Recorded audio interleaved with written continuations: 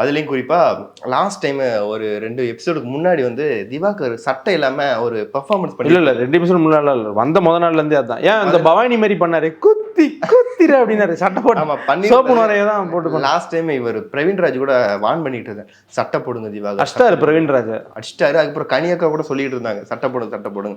அந்த விஷயத்த விஜய் சேதுபதி இன்னைக்கு கேட்டிருந்தார் ப்ரோமோல. சட்டை போடலன்னு நீங்க சொல்றீங்களே, நிறைய பேர் கனி மாட்டிருந்தாங்க. கனி எல்லாம் கொஸ்டின் பண்ணதே இல்ல. நீங்க சொல்றது கனி தானே? சொல்லுங்க.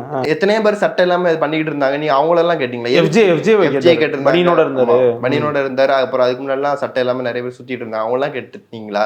எதுக்கு திவாகர் மட்டும் சட்டை இல்லாம கேட்டீங்க? அப்பெல்லாம் கேள்வி கேட்காது நீங்க, திவாகர் கிட்ட மட்டும் ஏன் அப்படி கேட்டீங்கன்னு கேட்டாரு. அது உண்மையில கரெக்ட். அதை நம்ம ஆதரிக்கல. திவாகரை மட்டும் இவங்க டார்கெட் பண்ற தப்புன்னு நம்ம ஆரம்பத்திலே பேசியிருக்கோம். வெளியே திவாகர் பேசுனதுக்கு உள்ள அவரை வந்து டார்கெட் பண்ற தப்புன்னு நம்மளே பேசியிருக்கோம்.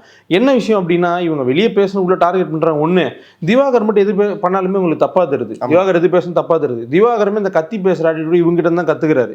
எல்லாருமே கத்துறாங்க. இப்ப நீங்க அந்த இடத்துல என்ன பண்ணுவீங்க? எல்லாருமே கத்துறான். இப்ப நம்ம பாயிண்ட பேசணும், நம்ம கத்தி தான் ஆகணும்ன்ற நிர்பந்தம் வருது. இவரும் சேர்ந்து கத்துறாருன்னு வச்சுக்கோங்களேன். இதுல என்ன அப்படின்னா, கம்ருதீனும் சட்டை இல்லாம தூங்கிட்டு இருந்தாப்புல. நைட் அங்க பேசிட்டு இருப்பாரு சட்டை இல்லாம. பலர் அப்படிதான் இருந்தாங்க. ஓகேவா? அந்த தண்ணி டாஸ்க் கம்ருதீன் தானே லீடர். சட்டை இல்லாம வெளியே விட்டு போட்டு அப்படி இருந்தாரு. அப்பெல்லாம் யாருமே கேட்கல, வர மட்டும் கேட்கறாங்கன்றப்போ அது நியாயம் தான்.